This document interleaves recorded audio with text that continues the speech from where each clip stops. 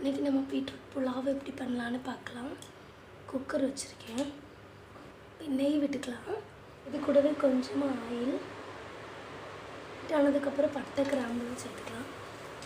ஒரு வெங்காயம், பச்சை மிளகாய் இதை போட்டு கொஞ்சம் வதக்கி விட்டுக்கலாம். கூடவே ஒரு தக்காளி, முந்திரி இந்தளவுக்கு வதங்கினதுக்கப்புறம் புதினா கொத்தமல்லி இதையும் போட்டு மிக்ஸ் பண்ணிக்கலாம். கொஞ்சமாக இஞ்சி பூண்டு போட்டு வதக்கி விட்டுக்கலாம். இனிமேல் இதுக்கு தேவையான மசாலா சேர்த்துக்கலாம். 1/4 ஸ்பூன் மஞ்சள் தூள், 1 ஸ்பூன் வத்தத்தூள், 1 ஸ்பூன் கரம் மசாலா, மல்லித்தூள். மசாலா போட்டு நல்லா மிக்ஸ் பண்ணிக்கலாம். எடுத்து வச்சுருக்க பட்டாணி சேர்த்துக்கலாம். குட்டியாக நறுக்கிற பீட்ரூட்டு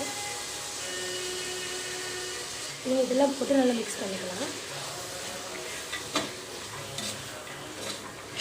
கொஞ்சமாக தயிர் விட்டு நல்லா கலரிக்கலாம்.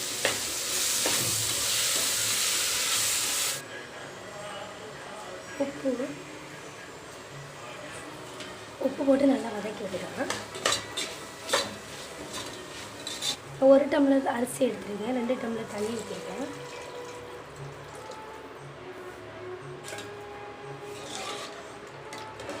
இந்த டைமில் நம்ம அரிசி போட்டுக்கலாம்.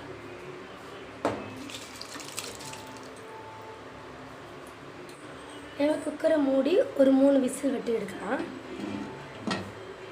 பார்க்கலாம்.